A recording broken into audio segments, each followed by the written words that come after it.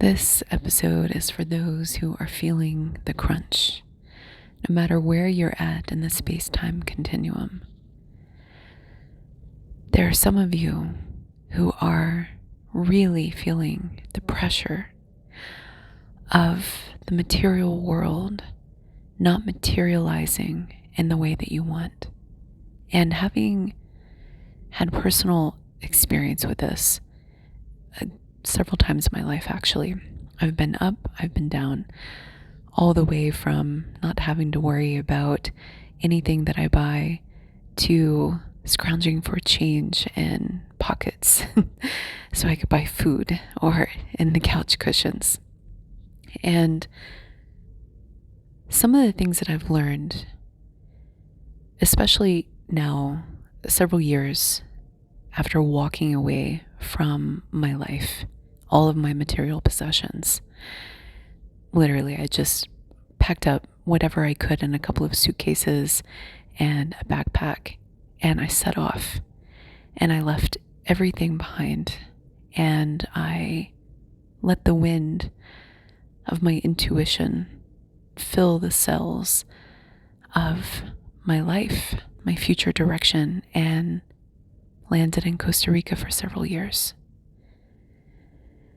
And what I have learned is that being broke helps you understand not only who you are, because it's interesting when people feel broke, you get to see another side of them. And I've been surprised at those who have resorted to stealing or harming people or conning people. And they're nice-hearted people, and some of them are even on the spiritual awakening and consciousness journey, but clearly they have more shadow work to do. There's this profound us against them mentality that can take over to justify why certain actions are okay. Like I knew some people that made a living calling investors, potential investors, and getting them to invest in shoddy deals. And I was really surprised because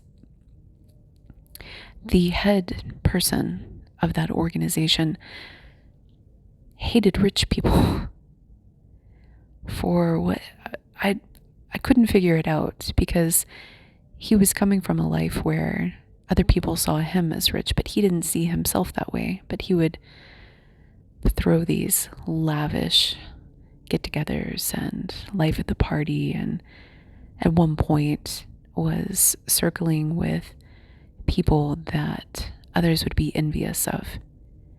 And yet he saw himself as an outsider, I guess, the entire time. And so when he was down on his luck, he started preying on those people. And observing him closely, I came to realize that it was his mindset,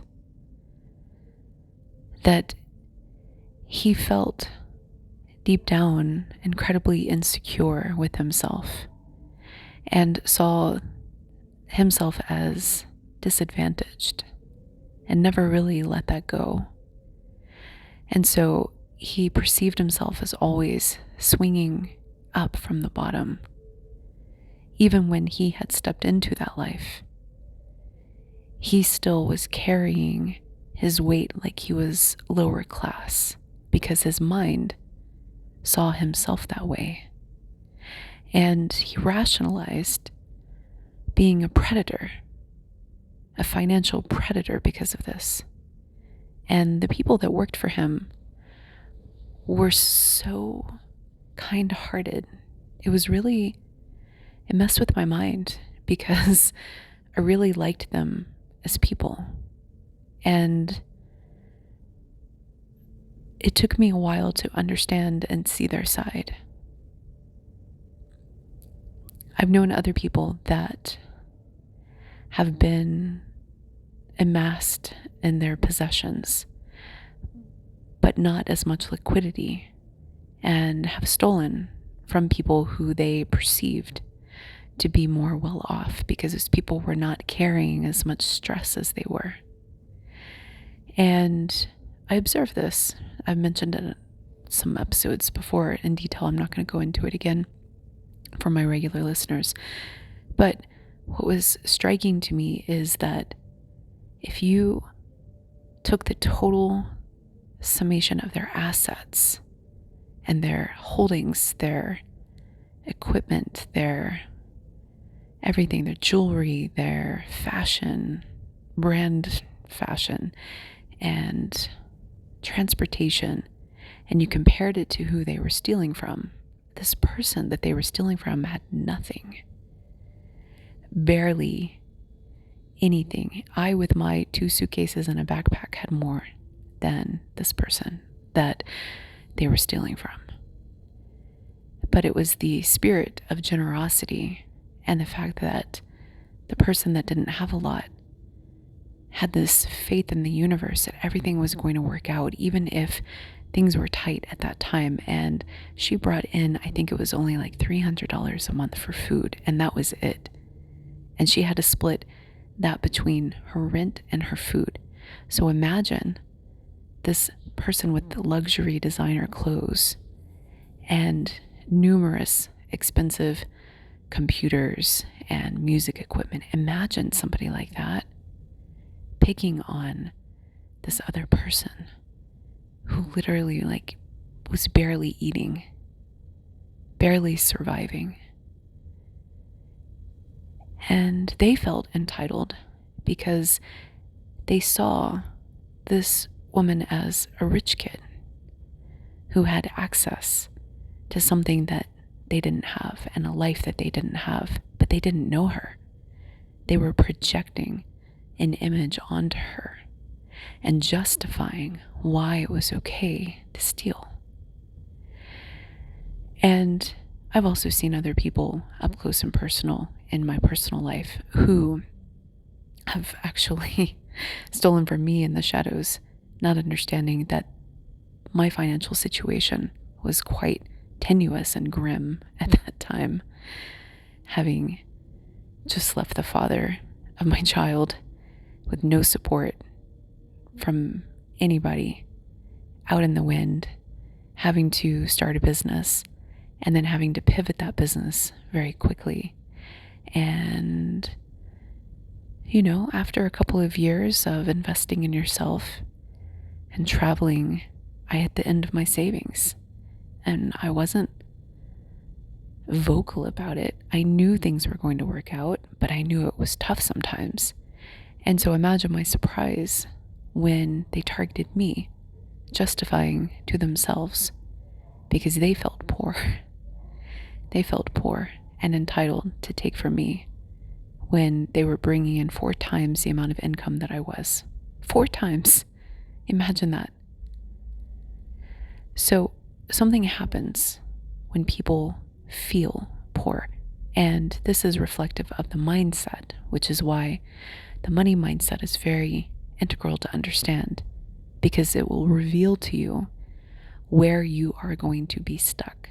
You can wish for $1 million all you want, but if your money mindset is always keeping you down and revealing to yourself that you are poor and impoverished, then even by some crazy chance you have a windfall of cash coming, you're going to be like one of those lottery winners that end up dead broke and homeless in 3 years. And your relationship with wealth, your relationship, and I've heard other horror stories of people doing atrocious things, even harming others, physically harming others to try to get a piece of their wealth. And so it can be quite serious. And so how people feel entitled whenever they feel broke is very illuminating of their internal workings, how envious they are, how jealous they are, how undeserving they feel somebody else is for making it when they themselves are still struggling. And there's this perverse psychological trap which happens where they then project a story onto whomever they feel is undeserving. And then, depending on their level of anger or aggression or whatever it is, they can then act against that person. But that person could be a family member. That person could be a spouse, an ex-spouse. It could be a friend. It could be a business partner. It's wild, the mental gymnastics that people will do to justify some of the internal narratives that they have in their minds.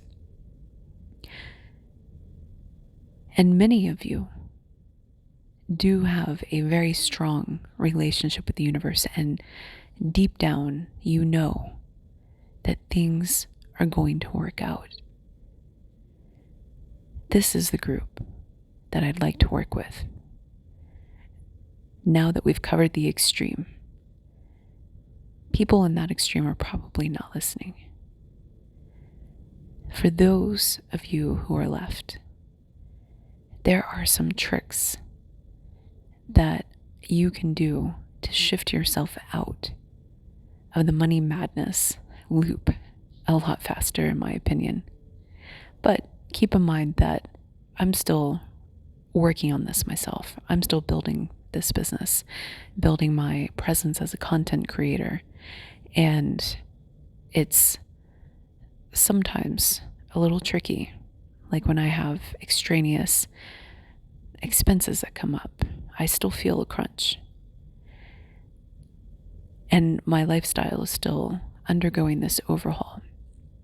One of the most important tricks that you can do, the faster you embrace this, it took me too long to figure this out, which is why I want to share it with you.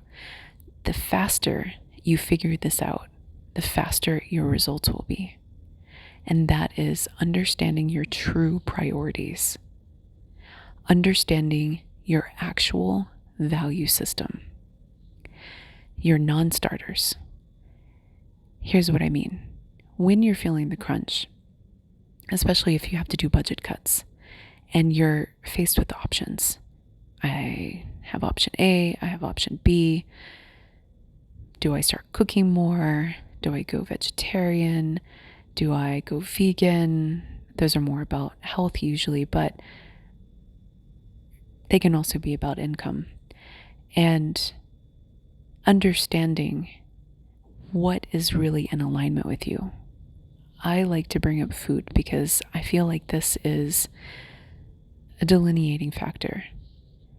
How cheap do your meals get? And this is really important because when you're not conscious about your money mindset, then you can make mistakes like I made, which is to start eating really, really terribly. And what happens, maybe your body doesn't mind it. There are some people that really, you can't tell the difference. What I have observed being on the awakening journey and maintaining my vibration is that food is a critical investment to maintaining the vibration. And I can tell the difference. I can tell the difference. It's almost as though certain foods, especially white sugar for me, I know many people don't have a problem with it, but I recently switched back to white sugar just for like a week, and I could tell my stomach even hurt. I felt heavier, like my cells were aggregating more water, more inflammation. And previously my joints have even hurt. They didn't hurt this last time, but you see the point. And I felt sluggish, like I couldn't really hold my vibrational energy. My set point was dropping. And similarly, if I don't get quality vegetables or fruit, or if I have to eat processed food for whatever reason, it wrecks me. It wrecks my vibrational essence. But when I was starting out, I made compromises in my diet. And I would just buy the cheapest cheese, for example. I would buy the cheapest whatever it was, not understanding that that directly affects my ability to manifest. That directly affects how embodied I feel.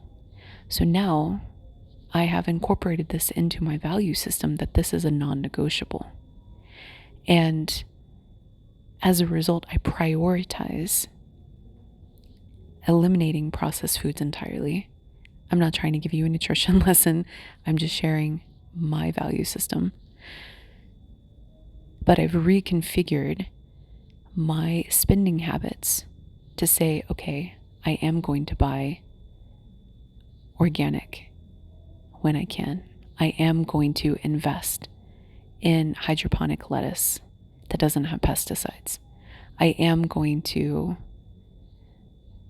buy the walnuts to put on my salad. I am going to buy this. I am going to buy that. And even if I could eliminate all of that and just eat a package of noodles, I'm making point to actually rebuild and reconfigure my life with that value system. What that does is it communicates to the universe that I have a standard around eating and maintaining my energy. And I believe that this pressures the manifestation engine, if you will, to not let it get so bad that I can't eat the food that I want to eat. And what has happened is that when I've been in really, really tricky situations, because I've set this standard, something miraculous has happened anytime that I've gotten close to that standard, being compromised. The universe has delivered in really, really interesting, magical ways. And it's been eye-opening. My relationship with trust, my relationship with faith has been completely revamped because I used to feel that I had to do everything on my own. And as a result, when working with the manifestation engine, I've felt a lot of pressure when things have not been materializing the way that I expected them to. And what I have observed is that in particular,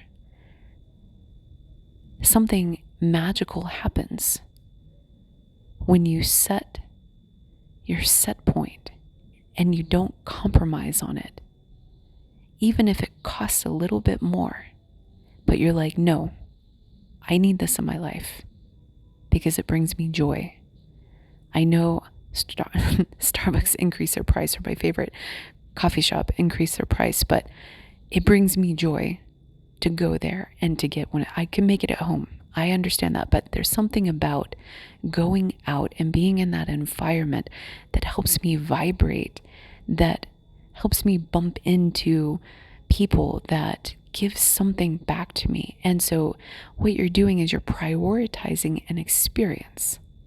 And when you figure that out, you feel less guilt and you can prioritize your life and reconfigure it a lot faster. And you can say, okay, budget time, if I really need to go here and take care of X, then what's something that I can drop? Like, you can be smart about it, right? And you can figure out, okay, I don't really need to buy new clothes, or I don't really need to get my car detailed on that frequency. I don't really need Hulu and Netflix. I can pick one or the other. And so it allows you more wiggle room in the end because you prioritize what you exactly want, which then feeds into your value system, and then your energy reciprocates that, which actually increases the speed of your manifestations. Instead of just crunching down and, God forbid, just being envious or jealous or stealing from people. We're not doing that, right? I'm not talking to that group. But you are able to actually put in an order with the universe faster because you were saying, like Abraham Hicks style, I want this. It's important to me. I value this and I need more of it. Instead of prioritizing all of the wrong elements in your life. Because when you prioritize the ramen, when you know that your body is being run down, yes, it may stretch your dollar a little bit faster, but in the long run, it actually hurts you more because you need that manifestation energy now.